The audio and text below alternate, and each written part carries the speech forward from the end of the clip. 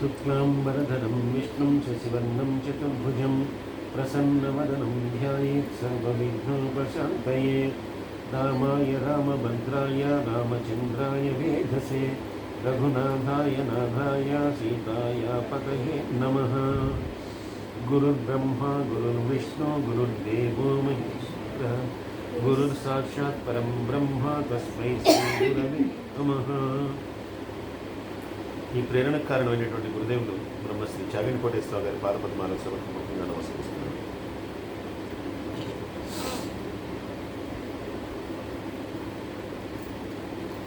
ఈరోజు వామన అవతారం గురించి చెప్పుకుందామండి. వామనావతారంలో అసలు విష్ణుడు ఎందుకు, విష్ణుమూర్తి వామనావతారాన్ని ఎందుకు స్వీకరించవలసి వచ్చింది, ఆయన ఎందుకు వచ్చాడు ఆ రకంగా అంటే, బలి చక్రవర్తి ప్రహ్లాదుడి యొక్క మనవడు, ఆ వంశంలో పుట్టినటువంటి వాడు. అయితే ప్రహ్లాదుడు గొప్ప విష్ణు భక్తుడు. అంతకుముందు హిరణ్యాక్షుడు హిరణ్యకశిపుడు వాళ్ళిద్దరు కూడా చాలా క్రూరులు. సరే, వాళ్ళిద్దరిని కూడా విష్ణుమూర్తే వాళ్ళిద్దరిని కూడా సంహరించాడు. ఆ తర్వాత ప్రహ్లాదుడు తర్వాత వచ్చినటువంటి వాడు ఆయన కుమారుడి యొక్క కుమారుడు, పౌత్రుడు, ఆయన మనవడుగా వచ్చాడు బలి చక్రవర్తి. ఆయన పేరు సదాహ్లాదుడో ఏదో ఉంటుంది ఆయనది. ఇప్పుడు ఆయన మనవడు, అంటే ఆయన అంత పెద్దగా ప్రఖ్యాతి గాంచల, అందుకని ఆయన గురించి పెద్దగా మనకేమి చెప్పరు పెద్దగా, ఆ విషయం ఏం ప్రస్తావించరు. ఆయన యొక్క కుమారుడు ఈ బలి చక్రవర్తి. గొప్ప పరాక్రమం కలిగినటువంటి వాడు, చాలా గొప్పవాడు ఈయన. సరే, దేవతలందరికీ ఉండేది ఏంటంటే, ఒకటి ఏంటంటే దేవతల యొక్క తల్లి దితి, దేవతల యొక్క తల్లి అదితి, రాక్షసుల యొక్క తల్లి దితి. ఈ ఇద్దరికి ముఖ్యంగా ఏంటంటే దితికి ఎక్కువ కాంపిటీషన్. ఎందుకంటే వాళ్ళ పిల్లలందరూ ఆ టైంలో ఆవిడ సంసార సుఖాన్ని కోరుకుంది, దాంతో రాక్షసులు పుట్టారు, దాంతో వాళ్ళేమో మధ్యలోనే చచ్చిపోయారు. ఇప్పుడు కూడా పదవిలో ఉండేటటువంటిది ఈ అక్కగారైనటువంటి అదితి యొక్క కుమారుడు ఇంద్ర పదవిలో కూర్చుని ఉంటాడు. వీళ్ళ పిల్లలేమో, వీళ్ళు పరాక్రమం ఉంటుంది, అన్నీ ఉంటుంది, కానీ వీళ్ళైతే రాక్షసులు అవుతారు. లేదు, ప్రహ్లాదులాగా గొప్పవాడైనా కూడా వాడు ఆ పదవిని అయితే కనుక వాడు ఆక్రమించడు, వాడు ఏదో రాక్షసులందరికీ కూడా రాజుగా ఉంటాడు. ఇలా ఉన్నారు కాబట్టి వీడికి ఏంటంటే మొదటి నుంచి కొంచెం అసంతృష్టి, నా పిల్లలకి ఆ ఇంద్ర పదవి దక్కట్లేదు అనేటువంటిది. దాంతో ఎలా అయినా సరే తన పిల్లాడికి ఇంద్ర పదవి దక్కాలి అని చెప్పి చాలా ప్రయత్నాలు చేసింది. మనం కథలు కూడా చెప్పుకున్నాం. వృత్తాసుడు వీళ్ళందరూ అలా వచ్చినటువంటి వాళ్ళే, అందరూ కూడా కాలగర్భంలో కలిసిపోయారు. కానీ ఇంద్ర పదవిని వాళ్ళు చేపట్టి దానిలో రాణించినటువంటి వాడైతే ఎవడు. సరే, అందుకని వీళ్ళకి కూడా ఏంటంటే పుట్టుకతోనే వస్తుందన్నమాట. దేవతలతో వైరం అనేటువంటిది వీళ్ళకి మామూలుగా వచ్చేస్తుంది సహజంగా, వాళ్ళకి బై బర్త్ అది ఇన్బిల్ట్ లాగా వచ్చేస్తుంది. దాంతో ఈయన కూడా దేవేంద్రుడి మీద యుద్ధానికి వెళ్ళాడు. యుద్ధానికి వెళ్ళినటువంటి వాడు గొప్ప పరాక్రమం కలిగినటువంటి వాడు కాబట్టి ఆయన మీద చాలా ఘోరమైనటువంటి యుద్ధం జరిగింది. అయితే దేవతల విజయాన్ని సాధించారు, వెనక్కి వచ్చేసారు. దేవతల చేత ఓడిపోయినటువంటి వీళ్ళందరూ కూడా వెనక్కి వచ్చేసారు.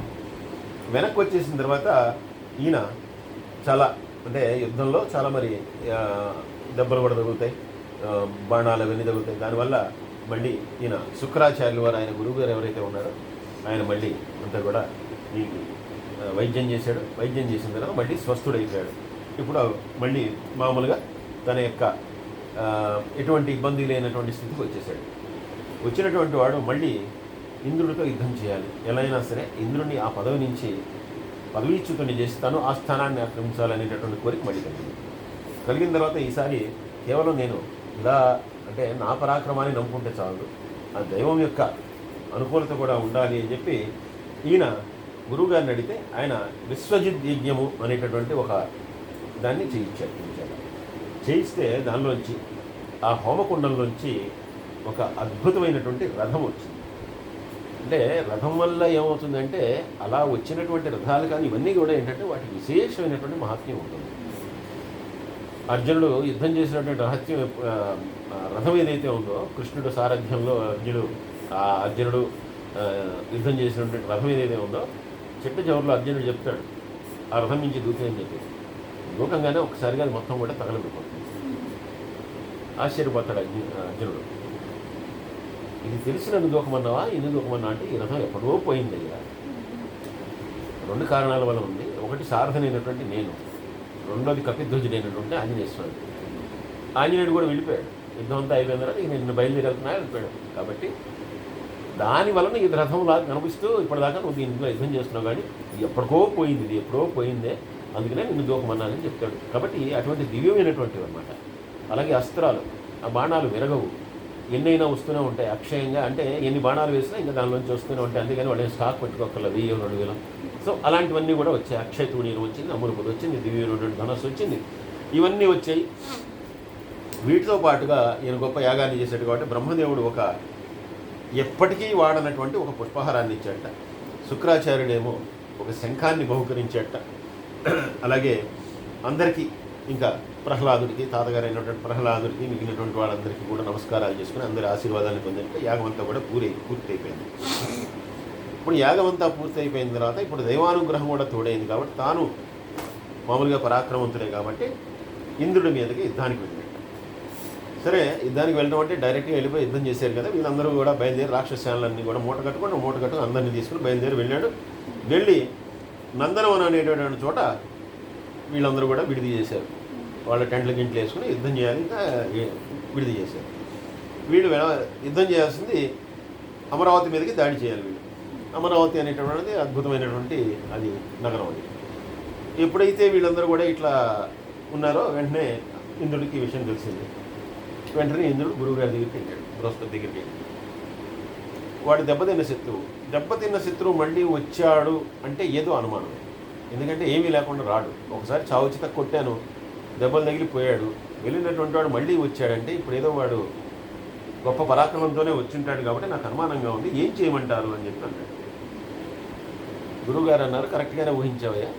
వాడు ఇప్పుడు గొప్ప శక్తివంతుడు. వాడు దేవతల నుంచి యాగం చేసి వాడు దివ్యమైనటువంటి రథాన్ని పొందాడు, అశ్వాల్ని పొందాడు, మిగిలినవన్నీ పొందాడు. కాబట్టి ఇప్పుడు వాడిని జయించడం కష్టమే. మరి ఏం చేయమంటావు అన్నాడు. 3 దారులు ఉన్నాయి. ఒకటి, శత్రువును ఓడించడం యుద్ధం చేసి. రెండవది, వాడి చేతిలో నువ్వు తెచ్చిపోవటం. ఇంకా మూడో మార్గం ఏంటంటే పారిపోవడం. ఇక్కడి నుంచి పారిపోవడం. యుద్ధం నుంచి పారిపోవడం కాదు, యుద్ధమే చేయకుండా పారిపోవడం. కాబట్టి ఆ పని చెయ్యి. ఎందుకంటే ఇప్పుడు వాడిని నిలువరించేటటువంటి వాడు ఎవడూ లేడు. సాక్షాత్తు ఆ శివుడు కానీ విష్ణువు కానీ వాళ్ళిద్దరూ వస్తే మాత్రమే వాడిని ఆపగలుగుతారు. వాళ్ళు ఇప్పుడు రారు. ఎందుకు వస్తారు? నువ్వు పిలవంగానే వాళ్ళు వచ్చి యుద్ధం చేయరు. వాడు ఏదో తప్పు చేయాలి. అందుకని ఈ 3 ఆప్షన్లో నీ ఇష్టం, ఏ ఆప్షన్ అయినా తీసుకోవాలి. ఈయనన్నాడు, అయితే పారిపోవడమే మంచిది, యుద్ధం చేయకుండా ఉండటం మంచిది అని చెప్పి వీళ్ళందరూ కూడా రూపాలు మార్చుకుని దేవతలందరూ కూడా అక్కడి నుంచి, అంటే ఇప్పుడు వాడు యుద్ధం చేయడానికి వస్తున్నాడు, ముందరే ఖాళీ చేసి వెళ్ళిపోయారు అనుకోండి, వాడు ఆక్రమించేసుకుంటాడు. సరే, వెనకాలే వచ్చాడు బలి చక్రవర్తి, ఎవడో లేడు, ఖాళీ, స్వర్గం అంతా ఖాళీగా వీళ్ళ కోసం రెడీగా పెట్టారు. హ్యాపీగా ఆక్రమించుకుని ఇప్పుడు తన యొక్క రాజ్యంతో పాటు స్వర్గాధిపత్యం కూడా దొరికింది. కాబట్టి స్వర్గాన్నే తను రాజ్యంగా చేసుకుని అక్కడి నుంచి పరిపాలిస్తాం మొదలుపెట్టాడు. అమరావతిని రాజ్యం చేసుకున్నాడు, మొదలుపెట్టాడు. వెంటనే మళ్ళీ శుక్రాచార్యుడు సలహా ఇచ్చి, నువ్వు ఇలా చేస్తే కుదరదయ్యా, ఎందుకంటే ఎప్పుడు కూడా దేవతలు చూస్తూ ఉంటారు, ఎక్కడ దొరుకుతావో వేసేద్దామని. అందుకని వెంటనే అశ్వమేధ యాగాలు 100 చేస్తే కనుక నువ్వు ఆ ఇంద్రుడితో సమానమైనటువంటి శక్తిని పొందినటువంటి వాడు ఉంటావు. అందువల్ల నీ చేత 100 అశ్వమేధ యాగాలు చేస్తాను. ఎప్పుడైతే 100 అశ్వమేధ యాగాలు చేస్తావో ఇంద్రుడితో సమానమైనటువంటి స్థితి నీకు వచ్చేస్తుంది. కుర్చీలో కూర్చుంటే చాలదు కదా, దానికి తగ్గట్టు మళ్ళీ ఇది కావాలి అని అన్నట్టు. వెంటనే ఈయన కూడా ఒప్పుకున్నాడు. సో 100 అశ్వమేధ యాగాలు ఈయన చేత బలిచక్రవర్తి చేత దగ్గరుండి ఈయన జరిపించాడు. ఆయన కూడా భక్తి శ్రద్ధలతో ఆ యాగాలను కూడా చేశాడు. దీంతో 100 అశ్వమేధ యాగాలు చేసినటువంటి గొప్పదనము, ఇంద్రుడిని జయించినటువంటి గొప్పదనం, దీంతో ఈయన కీర్తి అనేటటువంటి మొత్తం ప్రపంచం అంతా కూడా అన్ని లోకాల్లో కూడా వ్యాపించింది బలిచక్రవర్తి యొక్క గొప్పదనం. ఇంకా ఈయన పరిపాలనలో బ్రాహ్మణులందరూ కూడా చాలా ఆనందంగా ఉండేవాళ్ళు. అంటే ఎవరిని బ్రాహ్మణులను హింసించడం, గోవుల్ని హింసించడం, ఇటువంటి దిక్కుమాల పనులు అసలు చేయలేదు. అలాగే దేవాలయాల్లో చక్కగా నిత్య పూజలు. అదే హిరణ్యాక్షుడు అయితే కనుక అక్కడ దేవతల బొమ్మలన్నీ తీసేసి ఉంటే కనుక శివుడు ఉండొచ్చు, కానీ విష్ణు ఉండటానికే వీల్లేదు, విష్ణు అనే మాట వినబడటానికే వీల్లేదు. కానీ ఈయన అలా కాదు. దేవాలయాల్లో చక్కగా నిత్య పూజలు కానీ, యాగాలు కానీ, యజ్ఞాలు కానీ, హోమాలు కానీ ఇవన్నీ కూడా జరుగుతాయి. అలాగే దాతలకి అసలు ఎప్పుడు కూడా ఇది లేదు అనుకుంటే దాతలకి పంపి ఆయన పంచిపెట్టేవాట. వాడు ఏం అడిగితే అసలు యాచకుడు అనేటువంటి వాడు లేట, ఒక్కడు కూడా అడుక్కునేవాడు లేట. అది మొత్తం ఆయన పరిపాలనలో ఇలాగా చాలా సౌఖ్యంగా ధర్మబద్ధంగా చక్కగా తను పరిపాలిస్తూ ఉన్నాడు. ఎటువంటి తప్పు చేయట్లేదు, ఎటువంటి ఇబ్బంది కూడా లేదు. ఇప్పుడు ఇలా పరిపాలిస్తుంటే మరి ఎలాగా?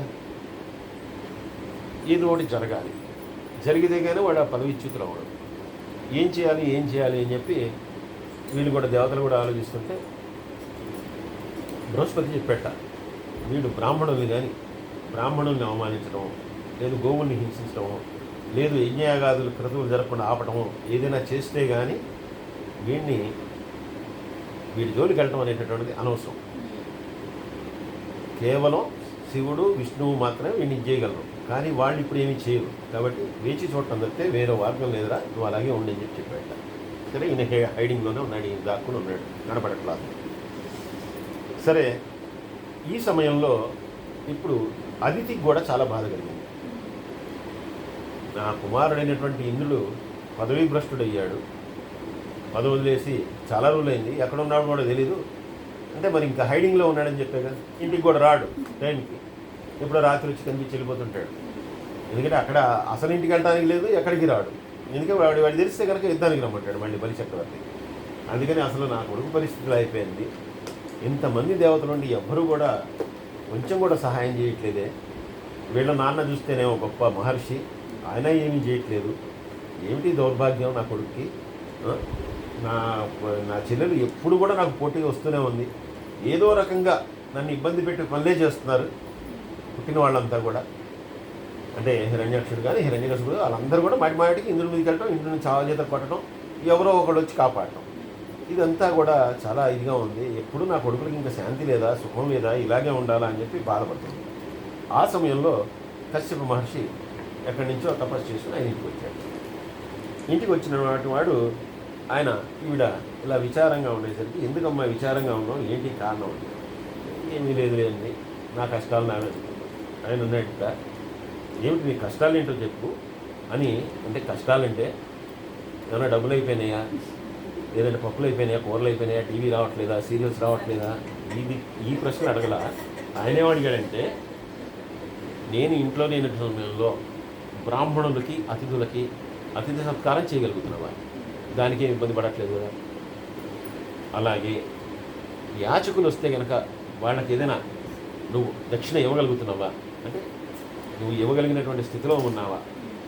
అలాగే నా శిష్యులు కానీ నీ పుత్రులు కానీ వీళ్ళందరూ ధర్మవర్తంలో ఉన్నారా, లేదు దాన్ని అతిక్రమించి ఏమైనా చేస్తున్నారా అని చెప్పి నేను అడిగితే, ఆవిడ ఎందుక మీరు అడిగిన వాటికల్లా సరైన సమాధానం ఇస్తాను, అవుననే సమాధానం ఇస్తాను, అన్నీ బాగానే జరుగుతుంది, మరి ఇంకెందుకు నీకు వేదన, అన్నీ బాగానే జరుగుతున్నాయి, మనం చేయాల్సినటువంటిది అన్నీ కూడా చేస్తున్నాం కదా, ఇంకేంటి అంటే, నా బాధ ఏమని చెప్పంటావు, మన పిల్లాడు ఆ ఇంద్రుడు వాడు అడ్రస్ లేకుండా తిరుగుతున్నాడు, హాయిగా స్వర్గంలో కూర్చొని అందరినీ పరిపాలించేవాడు, ఇప్పుడు ఎవరిని కలవడు, ఎవరితోనూ స్నేహంగా ఉన్నాడు, కాబట్టి అలాంటి దుస్థితిలో తిరుగుతున్నాడు. దితికుమారుల వల్ల ఎప్పుడు కూడా ఏదో ఒక ఇబ్బంది వస్తూనే ఉంది కదా, దీనికి శాశ్వతమైనటువంటి పరిష్కారం లేదా అంటే, ఆయన అన్నాడు, కాలచక్రంలో ఇవన్నీ కూడా జరుగుతూ ఉంటాయి, ఒకప్పుడు కింద అవుతుంది, ఒకప్పుడు మీద అవుతుంది. మనం పరిస్థితి కోసం ఆగాలే తప్పితే నువ్వు జరిగిన దానికి బాధపడకూడదు. మరి మొన్నటిదాకా నీ కుమారుడు పదవిలో ఉన్నప్పుడు దితి కూడా బాధపడి ఉంటుంది కదా. కాబట్టి సుఖము దుఃఖము అనేటటువంటిది భూమి మీద వ్యాపిస్తుంటాయి, దానికి అతీతంగా మనం ఉండగలమని సరే ఈయన చెప్పాట. నేనయ్యా నాకు మాత్రం ఈసారి చాలా బాధగా ఉంది, పదవీచ్యుతుని చేయటం కాదు, ఇప్పుడు ఏదో మరీ దారుణంగా తిరుగుతున్నాడు, కంటికి కూడా కనపడట్లేదు, కాబట్టి దీనికి ఏదైనా మార్గం చెప్పు, గొప్ప మహర్షి కదా, ఇన్ని తపస్సులు చేసి ఏదైనా మార్గం చెప్పు అని. ఆయన అన్నట్ట, దేనికైనా కూడా మార్గాన్ని చూపించేటటువంటి వాడిని నేను కాదు, ఆ జగదీశ్వరుడే, కాబట్టి ఆయన్ని వేడుకో, ఆయన వేడుకుంటే ఆయన మాత్రమే నేను ఏదైనా అనుగ్రహించగలడు. నిష్ఠతో పయోభక్షణం అనేటటువంటి ఒక వ్రతం ఉంది, ఆ వ్రతం చెయ్యి అని చెప్పాట. ఆ పయోభక్షణం అనేటటువంటి వ్రతం ఏంటంటే, శుక్లపక్షంలో వాద్యమి మొదలుగా ద్వాదశి వరకు కూడా శ్రీమన్నారాయణని నిత్యం కూడా పూజిస్తూ ఉండాలట. ఆ పూజించేటప్పుడు కేవలం పాలని మాత్రమే ఆహారంగా తీసుకోవాలట. అలాగే ద్వాదశాక్షర మంత్రమైనటువంటి ఓం నమో భగవతే వాసుదేవాయ అనేటటువంటి మంత్రాన్ని పఠిస్తూ ఉండాలట. ఇది నువ్వు చేస్తే కనుక తప్పకుండా ఆ విష్ణువు కనికరిస్తాడు, ఆయన అనుగ్రహిస్తాడు అని చెప్పి మళ్ళీ దాని మీద కమండలం పడుతుంది. సరే ఆయన చెప్పినట్టుగా ఈవిడ ఆ వ్రతాన్ని చేయడం మొదలుపెట్టింది. వచ్చిన తర్వాత ఆయన అనుగ్రహించాడు, ఆయన దర్శనమిచ్చాడు. ఇప్పుడు ఆవిడ అడిగిందిట, మళ్ళీ మా అబ్బాయి ఆ అమరావతిలో ఆ సింహాసనం మీద అధిష్ఠించేలాగా వరాన్ని ఇవ్వు అంట. ఆయన అన్నట్ట ప్రస్తుతం రాక్షసులందరూ కూడా ఉచ్చస్థితిలో ఉన్నారు. ఆ బలి చేసేటటువంటి పనుల వలన వాళ్ళకి కూడా గొప్ప పుణ్యం కలుగుతుంది. కాబట్టి ఏదో ఒక పాపం అనేటటువంటిది వాళ్ళు చేస్తే తప్పితే నేను నిర్మించడానికి కుదరదు. అయినా సరే కోరుకున్నావు కాబట్టి కొంత సమయం వేచి ఉండు, తప్పకుండా నేను నీ గర్భంలోనే ప్రవేశించి నీకు పుట్టబోయేటటువంటి బిడ్డగా వాడిని హతమారుస్తాను, కానీ కాలం కోసం వేచి ఉండు అని చెప్పాడు. సరే అని చెప్పి అనుకుంటుంది. సరే ఇలా సాగుతూ ఉండగా మెల్లగా ఇంత ధర్మబద్ధంగా పరిపాలిస్తున్నటువంటి బలిచక్రవర్తి యొక్క రాజ్యంలో కూడా మిగిలినటువంటి రాక్షసులకి చాలా కాలం తర్వాత వారికి అటువంటి ఒక గొప్ప అధికారం కానీ ఇవన్నీ కూడా దక్కే వాళ్ళకి. అంటే స్వర్గం వాళ్ళ కోరిక, ఇప్పుడు అది దక్కింది. కాబట్టి వాళ్ళు కొన్నాళ్ల పాటు మామూలుగానే ఉన్నా కూడా మెల్లగా వాళ్ళ యొక్క కోరికలు, వాళ్ళ యొక్క ఇవన్నీ కూడా జయించడం అనేటువంటిది సాధ్యం కాక మెల్లమెల్లగా బలిచక్రవర్తి కాకుండా మిగిలినటువంటి ఆయన యొక్క పరివారజనులు కానీ మిగిలిన వాళ్ళు కానీ కొంచెం అధర్మవర్తంలో అవుతున్నారు. అంటే ఎప్పుడైతే అధర్మం వస్తుందో భగవంతుడు రావడానికి అవకాశం ఉంటుంది. అదే సమయంలో ఈవిడ గర్భం దాల్చిన తర్వాత సరే చాలా కాలం గర్భస్థుడిగానే ఉండిపోయాడు ఆ విష్ణువు. ఈవిడే నువ్వు చెప్పినట్టుగా చాలా కాలం ఆగానయ్యా, కొన్ని సంవత్సరాలు గడిచిపోయినాయి. నా గర్భంలో నువ్వు ప్రవేశించి కూడా చాలా రోజులు అయిపోయింది. అది నాకు తెలుస్తోంది, ఎందుకంటే గొప్ప తేజస్తో నేను కూడా ప్రకాశిస్తూ ఉన్నాను. కాబట్టి ఇంకా నువ్వు తొందరగా బయటకు వచ్చి మళ్ళీ నా బిడ్డకి వాడి యొక్క స్థానాన్ని వాడికి కలిగించవయ్యా అని చెప్పి ఆవిడ కోరుకుంటాడు. సరే వెంటనే ఆయన ఆవిడ కోరినట్టుగానే కొన్నాళ్ళ తర్వాత ఆయన గర్భం నుంచి ఆయన బయటకు వచ్చాడు. వచ్చినటువంటి వాడు ఎలాగొచ్చాడంటే చతుర్భుజుడై వచ్చాట, సర్వాలంకార భూషితుడై ఉన్నట్ట, అలాగా దివ్యమైనటువంటి తేజస్తో ఉన్నట్ట. అటువంటి పిల్లవాడిని చూసి ఆవిడే ఆశ్చర్యపోయింది.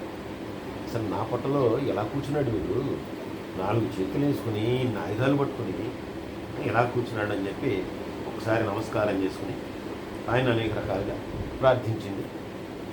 ద్వాదశి తిథి నాడు శ్రవణ నక్షత్రంలో అభిజిత్ ముహూర్తంలో వచ్చినటువంటి వాడు రాగానే ఈవిడికి ప్రసవానికి అంటే ఈ పిల్లవాడు బయటికి వచ్చేటటువంటి సమయానికి కశ్యప మహర్షి కూడా తిరిగి వచ్చేసాడు.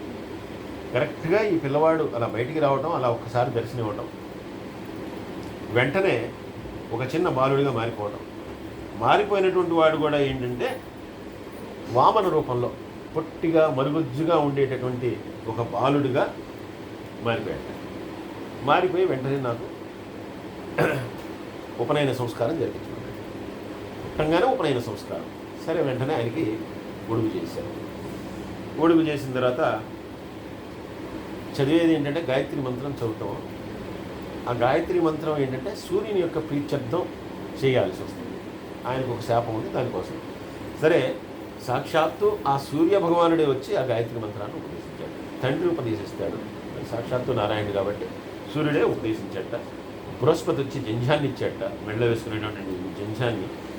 కశ్యపుడు ఆ మొలకి కట్టుకునేటటువంటి తాడు ముంజ దర్భలతో చేస్తారు ఆ రోజున, అది ఇచ్చాట.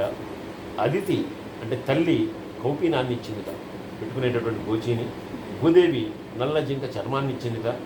అలాగే చంద్రుడు దండాన్ని ఇచ్చేట, ఆకాశమేమో గొడుగునిచ్చిందిట, బ్రహ్మగారేమో కమండలాన్ని ఇచ్చేట, సరస్వతీదేమో జపమాలని ఇచ్చిందిట, సప్తరుషులేమో దర్భలను ఇచ్చారట, కుబేరుడు భిక్షాపాత్రని ఇచ్చాట.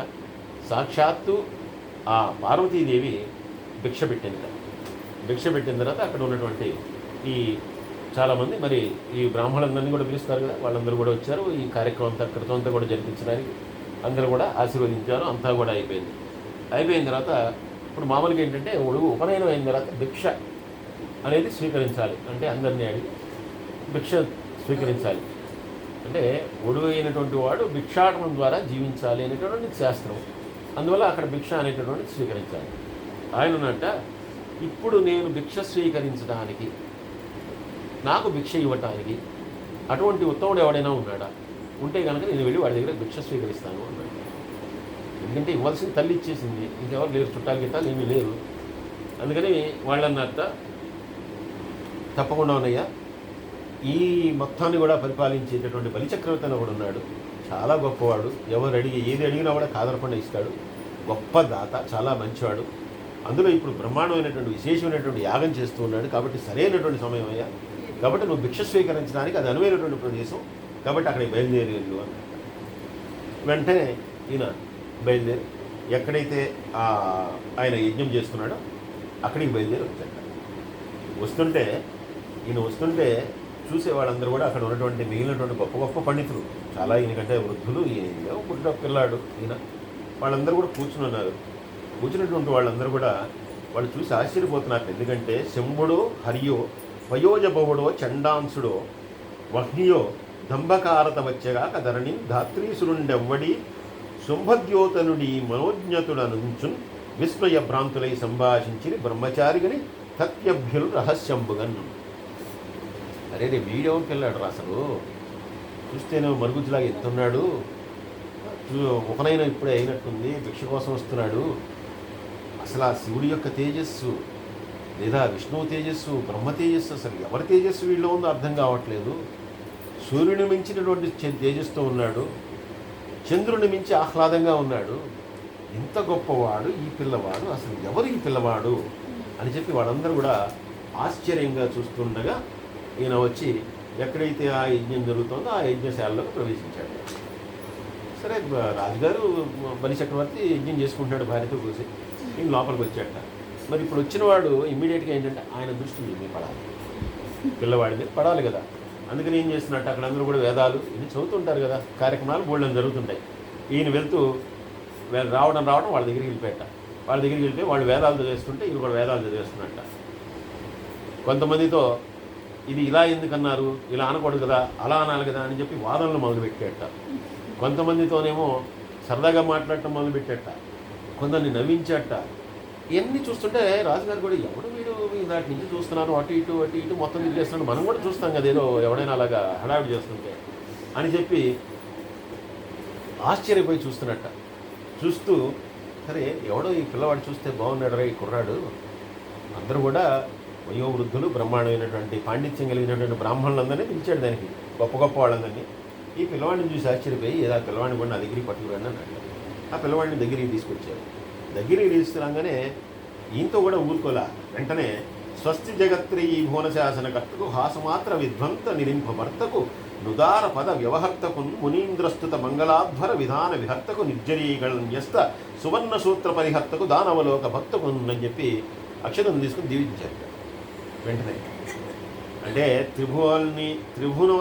త్రిభువనాల్ని శాసించేటటువంటి ఇంద్రుణ్ణి అవలీలగా అణగదొక్కి ఆ పదవిలో కూర్చున్నటువంటి వాడు, మునీంద్రుల చేత స్తుతింపబడేటటువంటి వాడు, మంగళకరమైనటువంటి యజ్ఞయాగాదులు జరిపించేటటువంటి వాడు, దేవతల యొక్క మంగళసూత్రాలన్నింటినీ కూడా కాపాడేటటువంటి వాడు, దేవతలందరినీ కూడా తరిమిగొట్టేటటువంటి వాడు అయినటువంటి ఓ బలిచక్రవర్తి, నీకు సకల సౌఖ్యమగుగాక అని చెప్పి ఆశీర్వదించాడు. ఆశ్చర్యపేట, ఇంతమంది పండితులు ఇటువంటి ఆశీర్వచనం ఎవడు మంగళ శాసనాలు ఎవడు చెప్పలేదు, వీడేమిటి అసలు ఇంత గొప్పగా చెప్పాడు అని చెప్పి ఎప్పుడు చూడలేదు వీడిని అని చెప్పి వెంటనే ఆయన కూడా ఆశ్చర్యపోయాడు. గట్ట వడుగా ఎవ్వరి వాడవెవ్వడు సంవాస స్థలం బయ్యది ఎడకున్ నీవరు దెంచుటం సఫలమయ్యే వంశమున్ జన్మను కడు ధన్యాత్ముడనైతిని నీ సుఖము యోగ్యం బయ్యే నా కోరికలు కడతేరన్ సుహతంబులయ్యే శిఖలం కళ్యాణమిక్కాలమున్.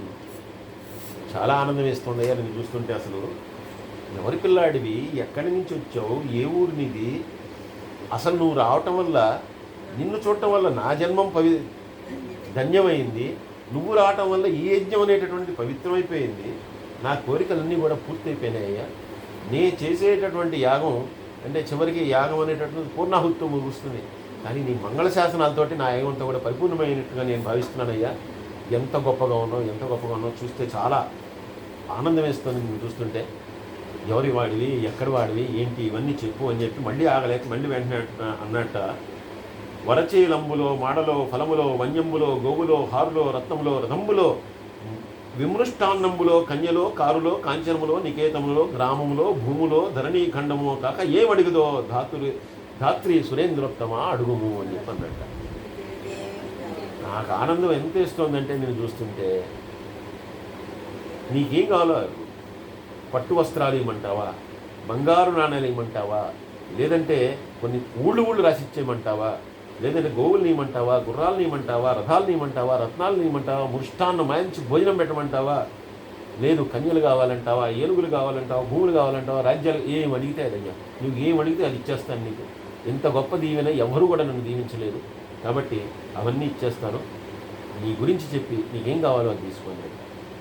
ఈయన తక్కువడా, ఈయనన్నట్ట ఎవరిని అడుగుతున్నావయ్యా, ఎవరినంటే ఏం చెప్పను, నేను ఎవ్వరికీ చెందినటువంటి వాడిని కాదు, నాకు ఎవడూ లేడు, నేను ఎవ్వరికి సంబంధించిన వాడిని కాదు, కాబట్టి నేను ఎవరు అని చెప్పాలంటే కష్టం.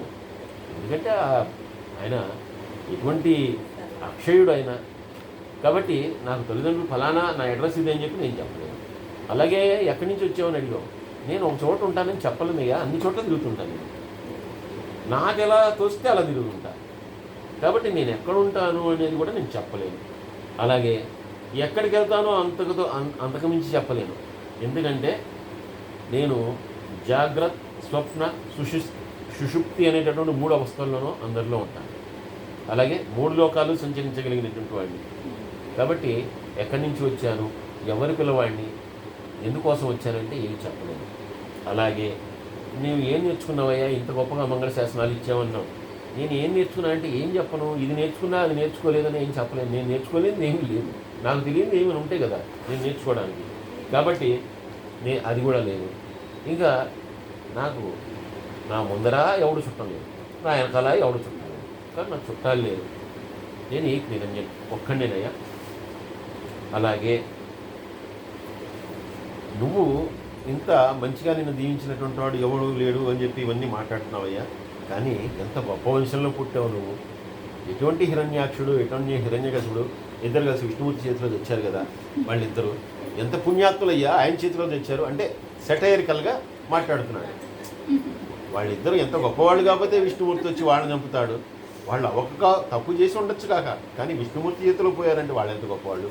అలాగే నీ తాతగారు అయ్యా ఎంత గొప్పవాడయ్యా, ఎంత భాగవతోత్తముడు, అటువంటి వంశంలో పుట్టినటువంటి వాడివి, కాబట్టి నువ్వు యజ్ఞం చేసుకుంటే నేను రాకుండా ఉండగలనా, అందులో నాకు ఒడిగైంది, అందువల్ల నేను వెంటనే నేను ఒకసారి దర్శిద్దామని వచ్చానయ్యా, అందువల్ల ఇదంతా నా గొప్పతనం కాదయ్యా, నువ్వు గొప్పవాడివి, నీ వంశం చాలా గొప్పదయ్యా, చాలా గొప్ప కీర్తి ప్రతిష్టలు ఉన్నటువంటి వాడివి అని చెప్పి అడిగి, మరి నాకు ఏదేదో ఇస్తానో, రత్నాలు ఇస్తానో, రాసులు ఇస్తానో, ఇవన్నీ నాకు ఎంత నేనేం చేసుకుంటానో నాకు అక్కర్లేదు, నాకు కావలసింది ఏమిటి అని అడిగావు.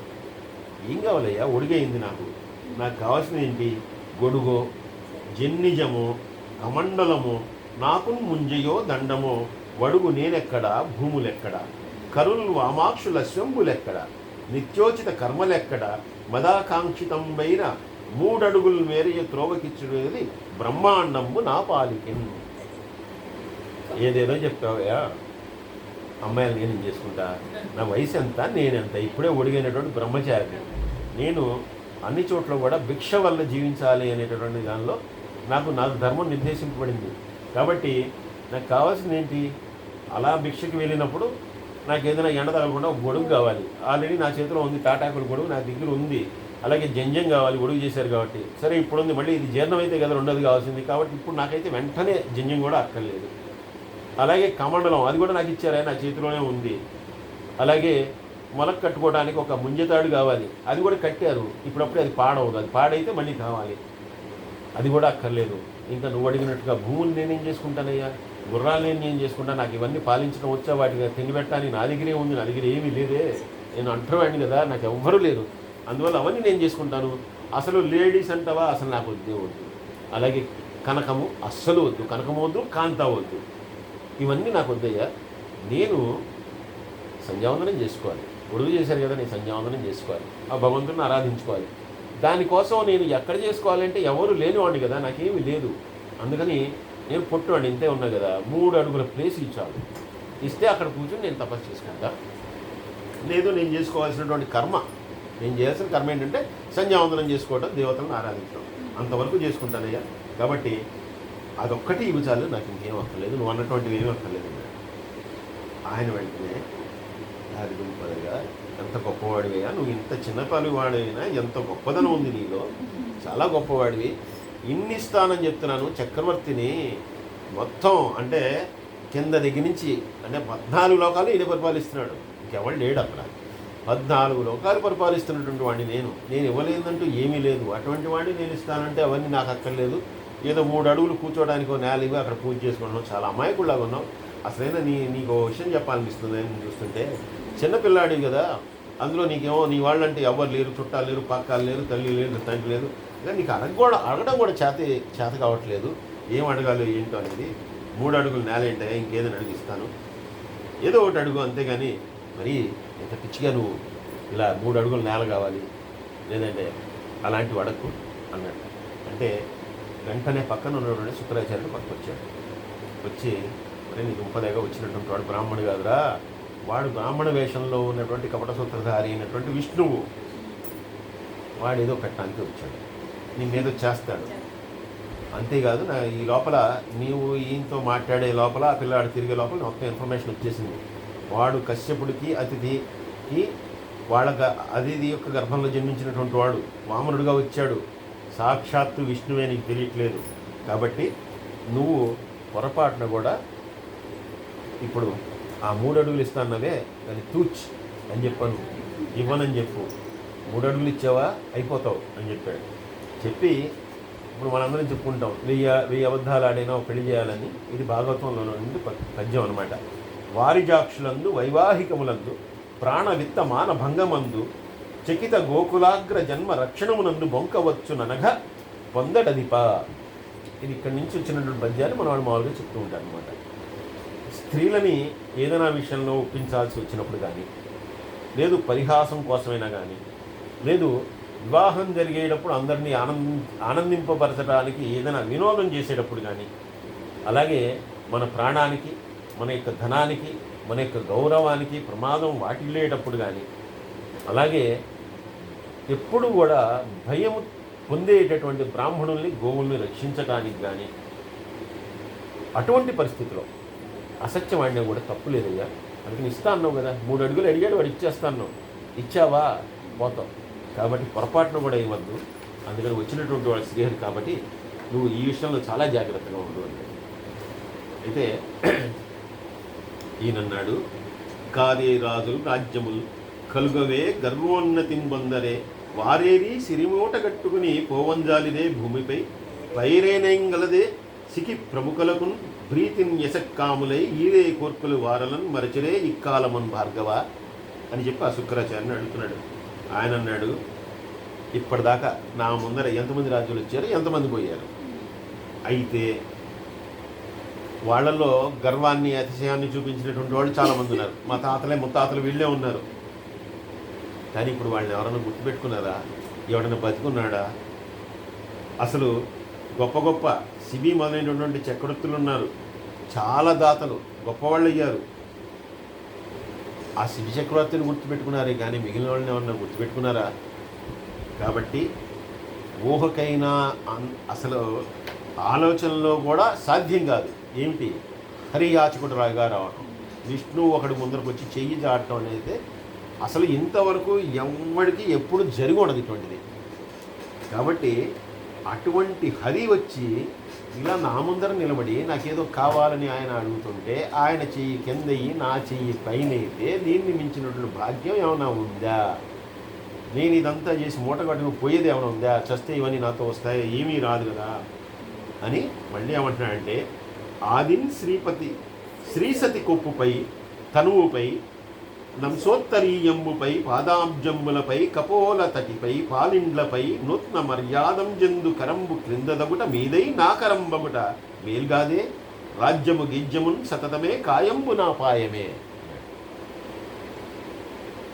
సాక్షాత్తు అందరూ కావాలని కోరుకునేటటువంటి అందరూ కూడా నిరంతరం కూడా పూజించేటటువంటి లక్ష్మీదేవి. ఆ లక్ష్మీదేవి కడగంటి చూపులు ఒక్క చిన్న చూపు చూసినా కూడా చాలు నా జన్మ ధరించిపోయింది అనుకుంటాడు. అటువంటి లక్ష్మీదేవి ఆయన భార్య. ఆవిడ చక్కగా ముట్టుకుంటాడు, ఆవిడ కుళ్ళు సవరిస్తాడు, ఆవిడ చేతులు మీడతాడు, ఆవిడ పాదాలు పట్టుకుంటాడు, ఎక్కడ కావాలంటే అక్కడ ఆవిడని స్పృశిస్తూ ఉంటాడు. అటువంటి ఆయన అటువంటి చెయ్యి ఇప్పుడు కింద ఉంటుందా?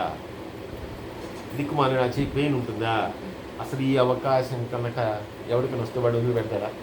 నేను చచ్చిపోయినా పర్వాలేదు, ఏం చేసినా పర్వాలేదు. ఇప్పుడు విష్ణుమూర్తి నన్ను 3 అడుగులు ఇమ్మన్నాడు కదా, ఇచ్చిన తర్వాత నన్ను నాశనం అయిపోని చెప్పించినా పర్వాలేదు, ఏమైనా పర్లేదయ్యా. ముందర ఆయన కింద పెట్టాడు, నేను పైన పెట్టాను కాబట్టి చాలు నాకు అది. అందువల్ల నేను తప్పకుండా ఇచ్చే తీరుతాను, నేను నా మాట వెనక్కి తీసుకోను, నువ్వు చెప్పినట్టు అబద్ధం ఆడను అన్నట్ట. అన్న తర్వాత ఆయన మళ్ళీ నాకు చెప్పేట, వద్దురా బాబు చెప్పేది విను జాగ్రత్తగా, వద్దు వద్దు వద్దు అని చెప్తుంటే ఇప్పుడు ఈయనన్నట్ట, బ్రహ్మ విష్ణు మహేంద్రాదులు వచ్చి చెప్పిన, నేనే శ్రీహరి అంటున్నావు కదా, ఆయనే వచ్చినప్పుడు మామూలుగా అయిపోయి వద్దులేరా నాకు వద్దు అన్నా కూడా లేదు, పర్వతాలన్నీ కూడా తలకిందులుగా ఉన్నా, సముద్రాలన్నీ పూర్తిగా ఇంకిపోయినా, ఏది ఏమైనా సరే నేను దాని నుంచి తీరవలసిందే అన్నట్ట. శుక్రాచార్యుడు అన్నట్ట, సరే గురువు మాట వినట్లేదు కదా, పదవీ భ్రష్టుడు అవుతాం, నాశనం అయిపోయింది, మంచిదే, నువ్వు ఏదైనా చెప్పించుకో, నేను మాత్రం ఇచ్చేదే అన్నట్ట.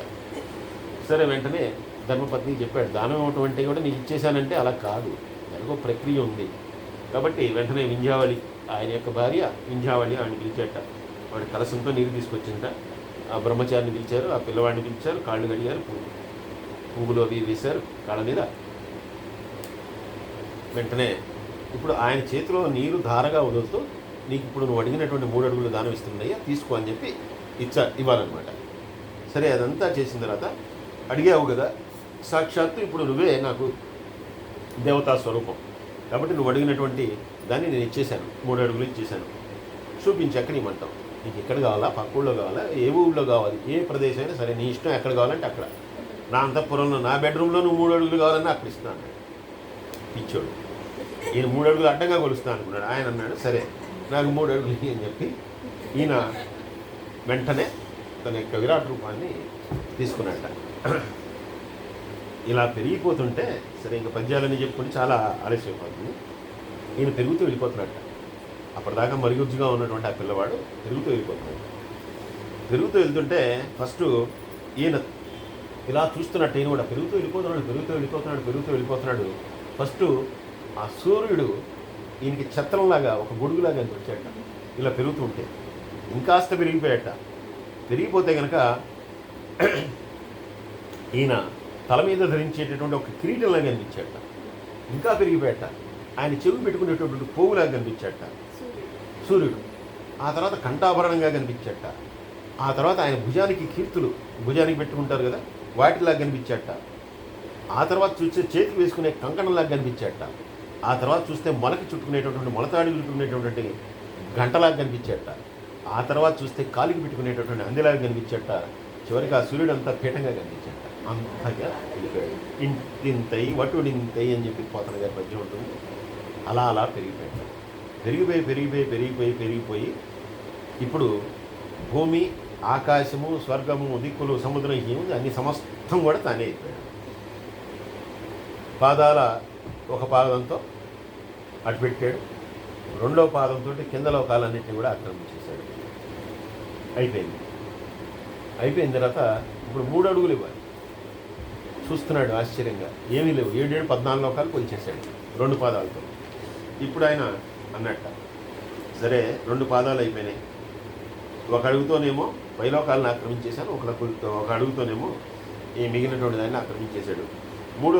మూడో దాన్ని ఎక్కడిస్తావు అని అడిగాట. ఇప్పుడు ఏముంది ఆయన దగ్గర? పోయింది, అన్నీ పోయినాయి. ఎందుకంటే రాజ్యం ఇచ్చేసినట్టే, అన్నీ ఇచ్చేసినట్టే, మొత్తం అయిపోయింది, సమస్తం అయిపోయింది. ఆయన అన్నట్ట, ఇప్పుడు నేను అనేవాడిని తప్పితే నాది అంటూ ఏమీ లేదు, ఈ శరీరం తప్పితే ఏమీ లేదు. కాబట్టి నాది అనే దాంట్లో నువ్వు తీసుకోవడానికి ఉత్తమమైనటువంటి ఏమైనా ఉంటే కనుక అది నా శిరస్సే. కాబట్టి ఆ శిరస్సు మీదే ఆ 3వ పాదాన్ని పెట్టు, అది తప్పితే నీ ఇవ్వటానికి నా దగ్గర ఏమీ లేవు అన్నాడు. నీ భక్తి మెచ్చాను రా అబ్బాయి, నీ దానశీలతకి కూడా చాలా మెచ్చాను. నువ్వు అన్యాయంగా ఆ ఇంద్రుడి యొక్క రాజ్యాన్ని లాక్కున్నావు. నువ్వు ఎంత గొప్పవాడే అయినా కావచ్చు, ఎంత పరాక్రమైనా నీకు ఉండొచ్చు. ఇంకోటిది నీకెందుకు? వాడి రాజ్యం వాడిది, నీ రాజ్యం నీది. కాబట్టి ఇప్పటికైనా నీకు సలహా ఇస్తాను, నువ్వు పని చేయి. నువ్వు రసతారానికి వెళ్ళిపో, చక్కగా మీ తాతగారితో సహా వెళ్ళిపో. వెళ్ళిపోయి అక్కడ నువ్వు చక్కగా నీ రాక్షసులను పాలించుకుంటూ ఉండు. అంతేగాని ఎప్పుడు కూడా ఇలా వచ్చి దేవతల మీద దాడి చేయటం, వాడిని పదవి ఇచ్చుతోడు చేయటం, వీడిని పదవి ఇచ్చుతోడు చేయటం, ఇవన్నీ కూడా చేయకు. ఇంద్రుడితో వైరం అనేటటువంటి మంచిది కాదు. అసలైనా ఇంకోటి దాన్ని నువ్వు ఎప్పుడు కూడా కాంక్షించుకోవాలి. అది నీది కాదు, అంతే. అది వాడిది, ఇది నీది. అందుకని నువ్వు పో అన్నట్ట.